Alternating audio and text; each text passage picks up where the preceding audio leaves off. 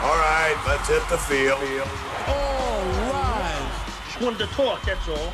The 2024 Major League Baseball season is here. Thank God. And the Yankees, with their $300 million payroll, begin the march towards the Canyon of Heroes in early November. But do they have enough to get there? Tonight, we'll talk about the Yankees' chances and storylines surrounding the team, plus the rest of the Major League Baseball landscape with Scott Braun of Foul Territory.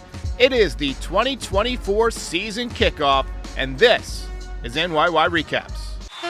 Welcome to Yankee Stadium. New York City. Just when they thought I was out, they pull me back in. All right. Welcome back, everybody. Welcome to everybody in the chat. Joining me tonight is my co-host from another coast, Mr. Terrence Kemp, part-time podcaster, part-time actor, full-time turtleneck enthusiast, and also joining us to talk a little bit of baseball, Scott Braun from Foul Territory. Scott, 1 year of podcasting in the books. How was it? It was incredible. I also would like to announce that I am the latest member of NYY Recaps. I see that. All right. How you doing? Okay. Look at this good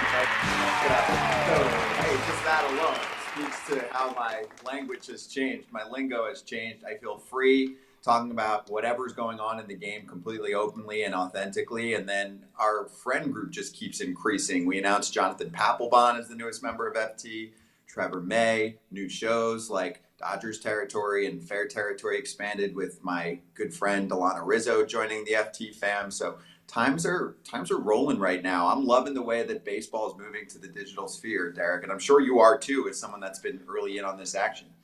Dude, it's been fun. This is year number 5 for me, podcasting.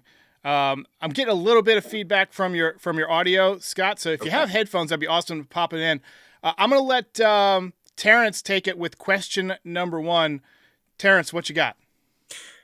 So, Scott, thanks for joining us, first of all. But recently, in the last day or so, the Yankees made a trade. They acquired Jon Berti.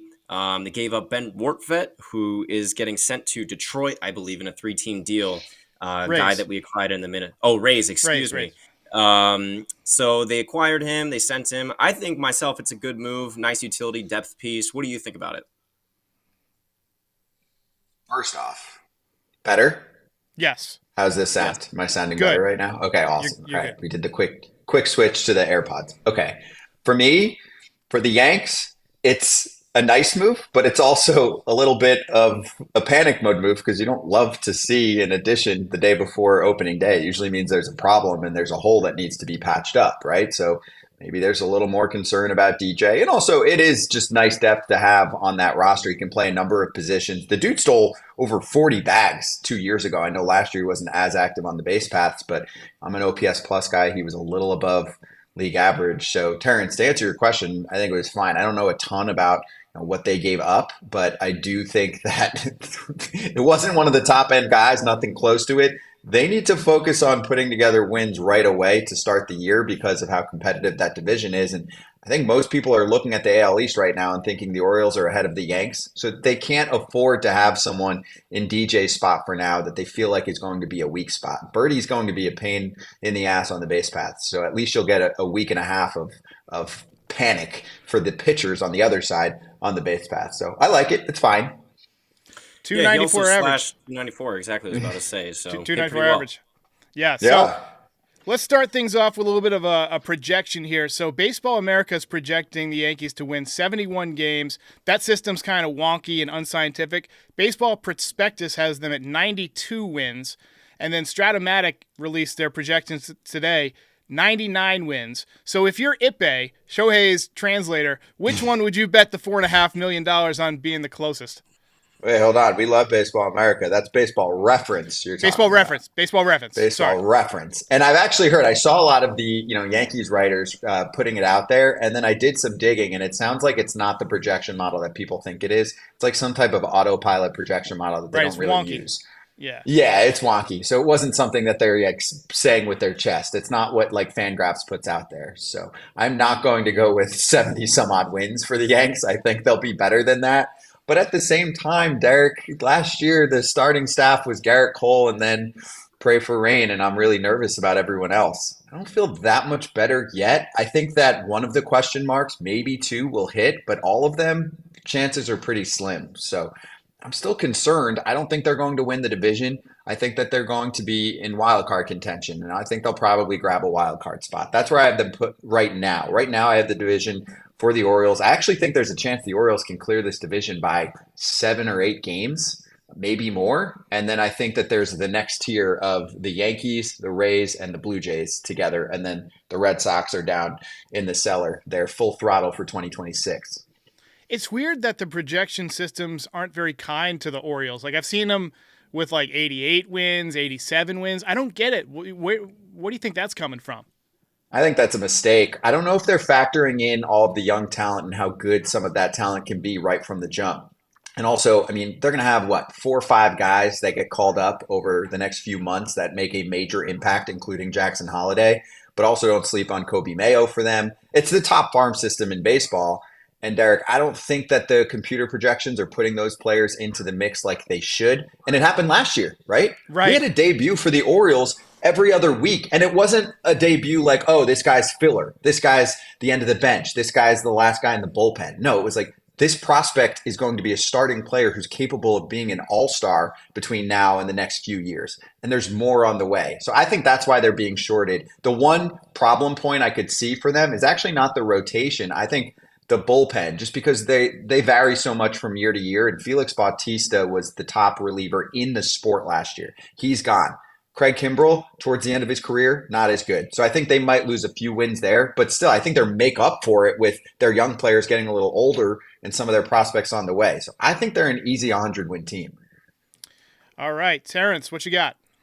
Yeah, so you mentioned this a little before, kind of touched on it, but how concerned do you think Yankee fans should be about Cole? Obviously, your ace being shut down for a sore elbow that's barking is definitely not something you want to hear, and it's concerning. But there's no tear in the UCL. We do know this. Dr. Neil Elitroch looked at him. Is this something you think he'll be able to get over and beat Gerrit Cole in the second half of the season? Or could this be a nightmare scenario? He has 3 starts after the All-Star break, starts hurting again. He needs Tommy John. He's out for next year as well. I think there's a scenario even worse than that. He never even gets a start, right? He's working his way back on the rest, then the rehab, and then he's not feeling good enough to go. So I feel like we've seen this too often, and it usually doesn't end with a positive result. The Yankees actually had one of the better results we've seen from these elbow issues in the past decade or so. Masahiro Tanaka pitching with the partially torn UCL for basically his whole MLB career. So unfortunately, if I had to make a prediction, I feel like I'm being a little too negative on the Yanks in general. I feel like Gerrit's going to have some more bad news before we get good news. I hope not.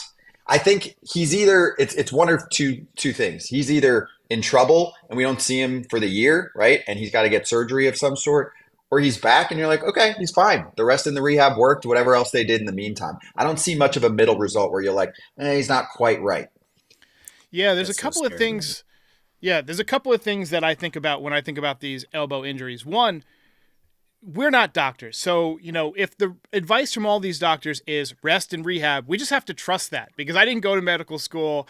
I feel like if he comes back and he gives up a run in the first inning, every Yankees fan's going to be like, oh, he should have had the fucking surgery. But and that's exactly what they're going to say. But we're not doctors. We don't know.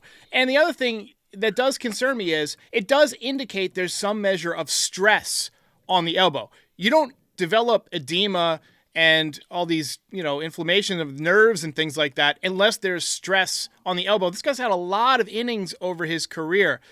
Does that stress, does he compensate for it a little bit and injure the UCL? I feel like that's a story we've read many, far too many times. But also, you just mentioned it, Masahiro Tanaka, rest and rehab was the diagnosis. He rested, he rehabbed, and he pitched 6.5 more years without any problems. Yeah, I think we've often seen rest, rehab, PRP injection, and unfortunately we end up getting to that bad result at the end of the tunnel. So I'm just playing the percentages game, just like you, Derek.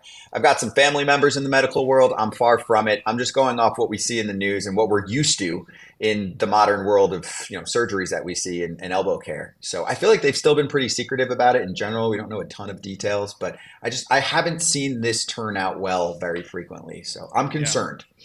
Yeah, I'm a little concerned too. There's another guy I'm concerned about, and that's Carlos Rodon. 6.85 ERA last year. If you look at the StatCast metrics this spring, they were average to below average, even though he had a couple of good starts, and he also had a couple of clunkers.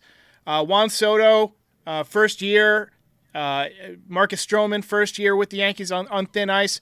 If you could wave a magic wand and get one of these guys off to a good start, just get off to a good start. We don't want Soto to hear the boos. We don't want Rodon to start thinking about the 6.85 touchdown ERA last year. And we don't want, Stroman to start having fights on Twitter with Terrence.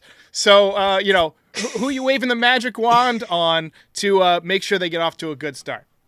Terrence, are you like that? Would you do that if Stroshow's struggling early on? No, I'll give him the benefit of the doubt that he'll figure it out. But if he comes at me, I'm not gonna let him just come at me and not retaliate. I mean, yeah, you gotta flex those Twitter muscles. Yeah, within reason, right? I mean, I can be a Cheeto dust troll in the basement and just tweet out some stuff and X out some stuff and just say that you need to get it together. Do you even have a easy Twitter? Answer.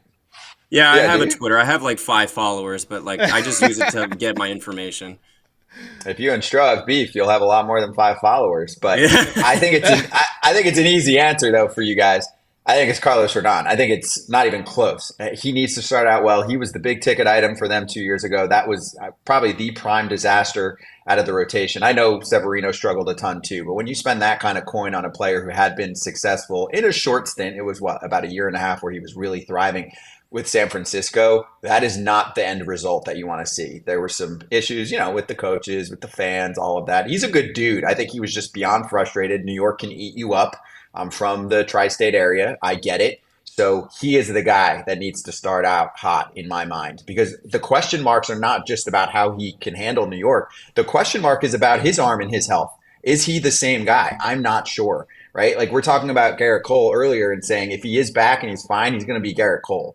The problem with Rodon is I'm like, is he okay? He's kind of just pitching hurt. Is his stuff declining already? In spring training, I still didn't answer any questions. I wasn't completely negative, but I still feel like I have no idea what we're going to get from him. If Stroman struggles, he's dealt with plenty of adversity. He thinks everything is him against the world in a good way. That's his motivation. He pitches with a chip on his shoulder. So if he has a terrible first month, he could still have a great last 5, right? And with Soto, I just don't think we need to give him any magic pixie dust. I think he's a top 3 MVP candidate if he's on the field for the whole year. That's the pickup of the year, obviously, for the Yanks. I think he is going to be beloved there, and they will say, you better not let him leave. So he doesn't need our magic pixie dust. So, Terrence, who are you going with as your you get a wave of magic wand? Let's say Rodon is off the board now. You got to pick from the other 2. Who gets off to a better start, paves their way for a good season in April? Oh, it's tough. I mean, I feel like you got to say Stroman because just the pitching is a need on this team. And as Scott mentioned, I have every confidence that Juan Soto is going to be Juan Soto. Like, he's a great player. I think he could roll his helmet out there and be great. But Yankee fans have a tendency to get on guys, especially when they're new. They're not homegrown. You're newly acquired. And he goes, let's say like Stanton, he goes 0 for 5 in the home opener and he starts getting booed.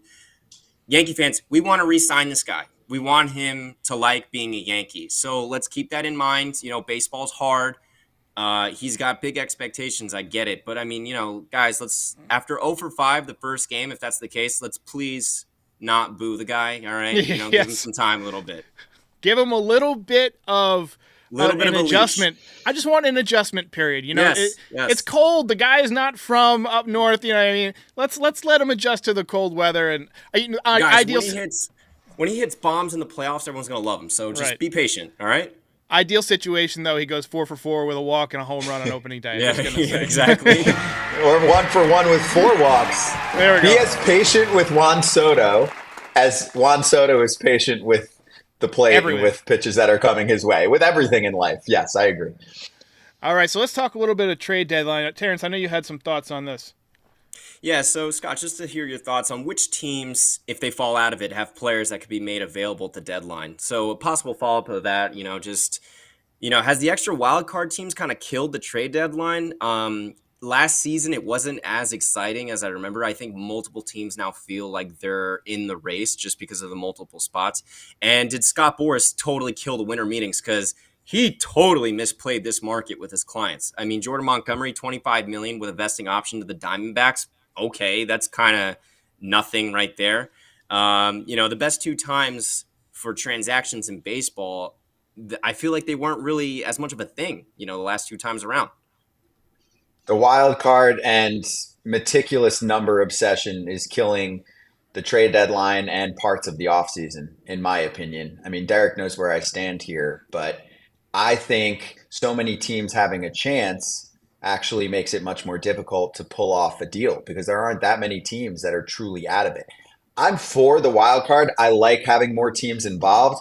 I'm going to place most of the blame on GMs that are obsessed with placing numbers on players and saying we need to win this deal, whether it's for money or for prospects. I spoke about this on Foul Territory today. There is an obsession with that, right? They want to be able to go to their boss and say, hey, this dude's worth 30. We got him for 20. That is like their ultimate win. That for them is often more of a win than actually winning, which is a problem in my mind. And I'm not going all anti-analytics. I hosted shows that were all about analytics and a deep dive into numbers. I'm a huge fan of them. I refer to them probably more so on Foul Territory than any of our other hosts do. But at the same time, I think we've just gotten into a weird place where the game went from trade deadline or really even winter meetings, right? Where it's a bunch of GMs getting drunk at the bar and swinging deals. And now it's like obsession and we will wait it out so that we get the best price. And if we lose the player, we don't even care. That part pisses me off, right? If you're a team that's going for it, like where is everyone on Jordan Montgomery? There were some places he didn't want to go to.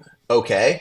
But where is everyone? They let him get to this, right? I mean, they let him get to this point though. Like, are we not going to have regret at some point from like 10 teams in the league that would have said, damn, we could have used this guy? You know who had that regret last year?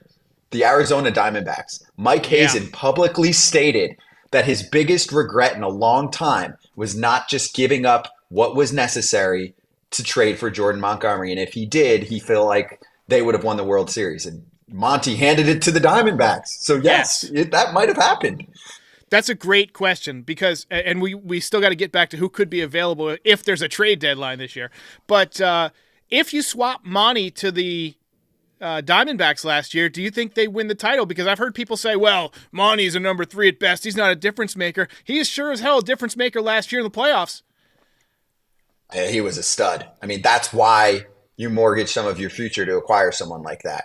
To answer your question, I would say at least go 7 games. I mean, Monty was kind of the swingman in a lot of places. Do the Rangers make the World Series without Jordan Montgomery? I think you could even make a case maybe they fall short somewhere else there too. So I think it's certainly possible, and that's why they picked him up. The best way to get over your regret is to buy him for the next season when you think your team's just as good. So yeah, I just would love to see Terrence more aggressiveness from some teams. And I do think so many teams being involved holds it back. Last year, the Cubs were back and forth. They ended up saying, screw it. We'll just kind of keep our guys. Cody Bellinger would have been a nice pickup for a team like the Yanks and many others in the second half of the year. They didn't want to trade him. Yeah, it's frustrating. It's so frustrating. But, it's hard to say now what teams will be out of it, what players will be available. I mentioned in the previous show a guy I love coming out of the bullpen is Emmanuel Clase with Cleveland. If you look back at that deal, by the way, they sent Corey Kluber to Texas for Clase for straight up 101 each player going to the respective teams. And I think Corey Kluber ended up pitching like 1 game for the Rangers. So what a trade that was for Cleveland. But he's a guy who I think would be a perfect fit on this team. But what kind of package do you think? I mean, are the Cleveland Guardians going to just go give us Spencer Jones, which is absolutely not happening, by the way. I'm not doing that. But are they going to go nuts like that and ask for the world? Or is he a guy that you think you could acquire for sort of a reasonable price and prospects? Yeah, I think he's going to be a tough ask because he's got so many years left of control. He's on an extension. I'll have to look up what the exact numbers are, but he's a cheap closer. That's $3 one of million the top per year. one. $3 million per year. Come on. Yeah, nothing. It's a massive bargain. He's going to cost a lot. I think if you're the Yanks and you're depending on what you need at the trade deadline, but if it's bullpen help, that's actually usually the easiest place to find help. So I would rather pick on guys that are a year away from free agency and just give up less versus Clase. Clase for me is more of an off-season move. If it's during the season, they're going to make you give up a lot. I mean, depending on where their starting staff is at, Shane Bieber might actually be the spot to target with Cleveland, right? If the Yankees need a starter, this is a guy who's going to hit free agency. he kind of peaked already and then came back down. He's dealt with some injuries. His stuff has been down, velocity down. One of those, he went to driveline, guys. So what I saw in spring training looked really good and looked better than what we'd seen stuff-wise. We'll see if it plays out that way. But I think that's a guy that Yanks fans should think about if they're going to pick on the Guardians, who did absolutely nothing this offseason. They'll hang around because their pitching's good, but their offense is terrible. So I think they would be sellers at the deadline. I like that it, Matt Shea Blake Beaver. connection too. Yeah. The Matt Blake Cleveland connection. Usually Cleveland guys, he's familiar with them. There's a connection there. Yeah, it's a good one. I like it. I'm all in favor of it. Any pitching we can add. I do feel like nobody is talking about Jason Dominguez. He's obviously hurt. You know, Scott, that I wear this Martian hoodie about every single day. I am obsessed with the guy. I think he's going to be amazing. 4 home runs in his first 7 games as a 20-year-old. And when he was a teenager, he was compared to, Mike Trout, Mickey Mantle. And then statistically as a 20-year-old, he was doing things in his first week that only Trout and Mantle had done.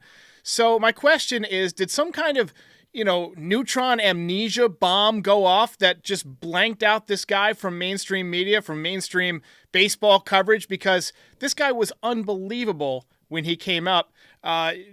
What did you see from him, and do you think he's legit?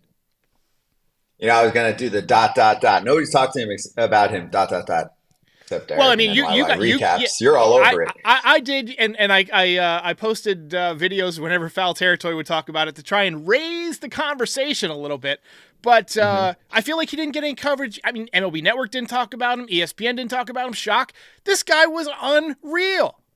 And usually those spots get criticized for only talking about the same few teams, right? And the Yankees are one of them. And he's such an exciting prospect, toolsy, that could be a superstar in the league. The upside's super high. Oh, Derek, I'm a huge fan. I'm a huge Jason Dominguez fan. I don't think he's hyped enough either. And now you're just not hearing about him because of the injury, right? People forget about players until they come back. But in my mind, he's the starting center fielder for the Yankees in the second half of the season if he's feeling good. I know he'll be back earlier, but they'll kind of mix him in. They might put him down in the minor leagues to just crush, minor league pitching for a month and make sure he's good to go. But my prediction is second half of the season, he's starting in center field. I think they're going to have to reconfigure themselves a little bit. I don't like Judge. I've been very strong about this in center field at all. I don't want to see him there at all.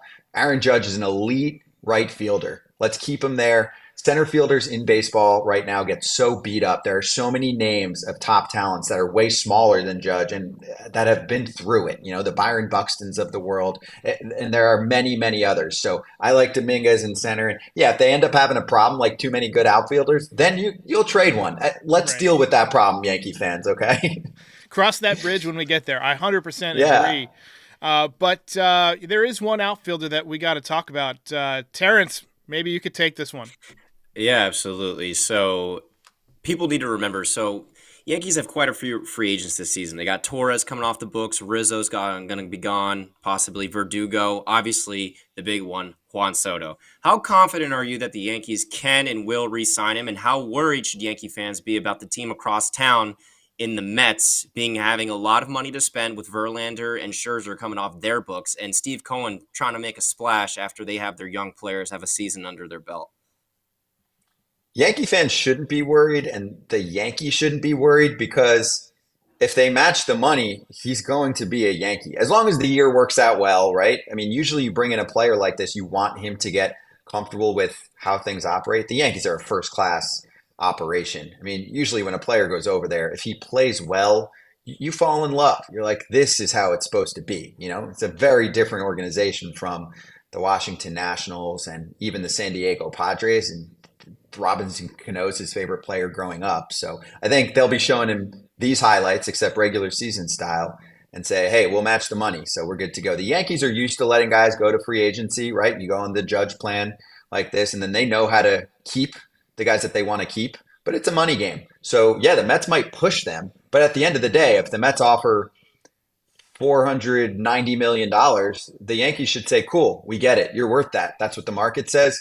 We match that. Will they do that? I don't know, right? I mean, why didn't the Yankees pick up one more starter? Why didn't the Yankees get Snell or Montgomery? It's basically a one-year contract because they have to pay more than double on all of those extra players. So this Steinbrenner group's not like George. It's not like hey, we don't care what's going on here. They do want to make a certain margin. This is a very profitable franchise. George used to run it. Now it's the family afterwards with many people getting checks. It's like a lot of mouths to feed to get their millions. That's why you see a team that doesn't go above and beyond. They're in the top 5 range pretty much at all times. But you remember there used to be a time when it was like, oh, well, the Yankees are going to be in another stratosphere, so they'll get whoever they want. Those days are over. But the point is, I think the Yankees can match whatever's thrown out there. And if they do, then Soto's going to choose New York. I just thought of a follow-up question to that as well. What would that mean for Stanton, you think? Because ideally, if you're signing Soto to a long-term deal, he's your DH, especially with Dominguez and Jones coming up through the system. And like you said, putting Judge back in right field. So I guess you put Jones in left, Dominguez in center, Judge in right. Soto's your DH. So if Stanton has another terrible year like he did last year, are you eating those 3 years of that contract? I mean, that is a big problem area. It sucks up a lot of the payroll as well. Kindly, who cares? That's how it should be, right? Right. Kindly, who cares? Because, like, for example, this year, if Giancarlo is terrible again, like, at some point you have to make a decision there and just say we're going to have to cut bait with the money, right? So, and if he's great or even above average, then you'll worry about it. Maybe you can trade him and eat a good amount of the contract, or maybe he's a 4th or 5th outfielder in DH bat and just depth for you. At that point, you can't worry about him. You can't let him bring the whole franchise down just because he's there. I mean, I know he's expensive, but in Yankee terms, he's not that crazy expensive. So if it's more of a roster problem, you do whatever's best for the roster. So I don't think they'll be too concerned about it. I mean, that's the dream outfield that you want out there. I do agree Soto long-term's a DH. Definitely shouldn't be at that point yet, but yeah, long-term, I mean, he's not a great defender. I think Yankee fans will probably see that. You hope that he's an average defender. All right, last thing for tonight, then we'll let you go because it's been a long day. We got another long day tomorrow with opening day. I'm going to give you a little over-under action. You're sponsored by BetMGM, so let's pretend this is a BetMGM bet. Over-under 49.5 home runs from Aaron Judge. Reminder, he hit 37 last year, 62, of course, in 2022. Shout out, by the way, watch my documentary, Chasing History, Summer of Judge, available now on YouTube. But 49.5 is the over-under. What you got? I'll go over. Going to be a glass half full guy. It's probably not a bet that I would touch because I just think it all has to do with health. That's what happens with a lot of these season props like home runs, right? Because there's a good one on Trout. And I'm like, if Trout plays, he's going to hit his over. I think his number's in like the low 30s.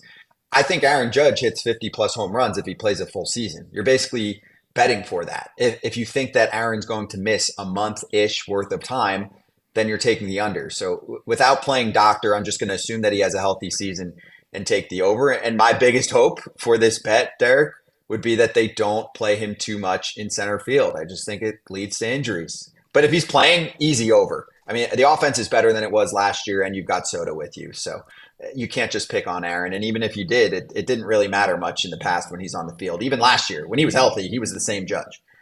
Terrence, I know you're a big fan of Spencer Jones. Do you feel like Judge has kind of ushered in a new era of gigantic players? I mean, look at you got Ellie De La Cruz. You get some massive motherfuckers out there now. James Wood. James Wood. I feel like Judge kind of started this off. Dude, I remember also with the high numbers. There's a lot more high numbers in the league. When Wayne Gretzky wore 99, all of a sudden the NHL started wearing high numbers. So that too. But I remember when the Yankees had Joey Gallo, their outfield with Stanton was like everyone was at least 6'5" or taller, which is funny. But yeah, I mean, the jumbo package. Yeah, exactly. How did that work out? But hey, we got Beater for Gallo, and he's on the opening day roster. But with Judge, I mean, I think teams like to follow trends, especially when there's success. Guy goes out there, hits 52 bombs, playing elite defense. Teams are probably like, hey, maybe we should kind of get in on this. And I think as well, he would. The main concern with Judge is how is a body like that big going to hold up over 162? And there's a weird narrative around Judge because is he injury prone? I don't really think so because injury prone to me is what Stanton is. Oh, he pulled his hamstring running to first base. Judge has had a lot of freak injuries. He got hit in the wrist. He broke his rib diving for a ball. He jammed his toe in the Dodger. Dude, oh my God, that just makes my blood boil. The fact that wall wasn't padded, but that's another conversation. The core though, the core, Terrence, right? The core, the oblique, stuff like that. That's where you can get concerned with guys that are big and that are super muscular. That's the spot Exactly. you keep an eye on. Well, Scott, you're a very muscular person. Do you feel like you pull more muscle? I don't know if you do athletics or if you just like lift weights and eat steaks, but like, do you do athletic things?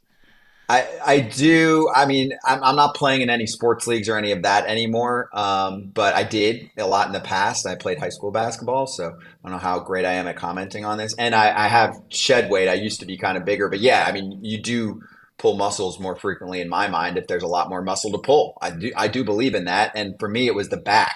I would do all kinds of lifting, and then there would be certain exercises that I would do lifting wise for your back, and I would try to copy certain friends, and sometimes you'd pull your back, So Yeah. I felt like when I kind of got more flexible and didn't go crazy on overlifting, especially in that region, for me, that was just a problem spot. Then I was able to figure it out. That's why Giancarlo is fascinating to me, Derek, because I've been with him in spring training to do interviews like probably 3 out of the last 5 years, and I feel like it's the same story every time. He comes back and it was yoga, and he's more flexible now, and all of this, and you'd be like, okay, he doesn't look that different, but sure, I'll believe it. And then it was not usually the case. This year, he does look very thin. Yes. I was not with him at camp this time around, so I didn't get the whole story and workaround, but.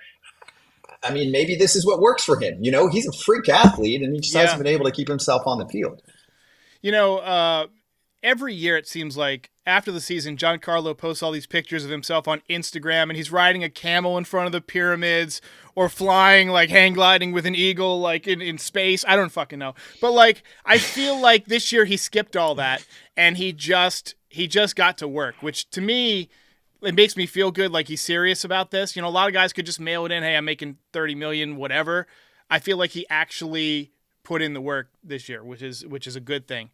Last year. Yeah, I'm worried about the bat speed. I know. But, he hits the ball hard as hell, Terrence, but the bat speed was concerning last year. He looked good this catching up spring. to the fastball. But hey, what you're hoping with him is that you catch lightning in a bottle. Sometimes he has a week where he's like 2017 Stanton and hits like 4 jacks that are 120 miles an hour. So hopefully that's in October. That's what you want from him. He can be fine. He can be an average player, but when you roll around to October, you want to have a Fenway Park kind of moment that he had in 2021, where I've never seen Yankee fans that loud at Fenway Park, I think, during that home run.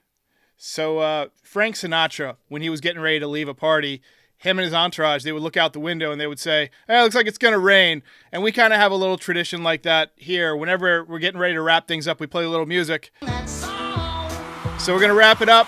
Terrence, got to tell us about your painting. Oh, yeah, absolutely. So if you guys noticed, I got a different setup. This is a family friend of mine, Glenn Hansen. He's a photorealist painter. And he did this painting of old Yankee Stadium. This is a print of it. Move out of the way so you guys can see it. Nice. But the funny story about it is the flags back there is the places of each team in the division. And when he took the picture, I think the Red Sox were in first place. So he switched the flags to put Yankees in first place because he's a Yankee fan, and he made the flag like an inch bigger or something like that. So funny little factoid there, but it's cool. It's a cool background piece. Appreciate it. And Scott, Foul Territory back to 1 to 3 p.m. weekdays, and randomly when there's big news at any hour of the day or night, I've learned. Hey, Scott Boras has all his clients signing at 9:45 on a weekend, so we got to do it. But yes, we are breaking in for stuff. With Ken Rosenthal, obviously, is a gem. As you've gotten to work with him, so he's part of the fam too for anything that breaks. Yeah. So, guys, go ahead and like and subscribe if you're new here. We'll be back with recaps after every Yankee game beginning tomorrow. Finally, our long wait is over. They ask, what do you do if you're a baseball fan during winter? Well, you stare out the window and wait for spring, and spring is here tomorrow. So, Like that SpongeBob thank meme. you. Yes, thank you very much to Scott Braun, and I will see you tomorrow afternoon. Thanks, Scott.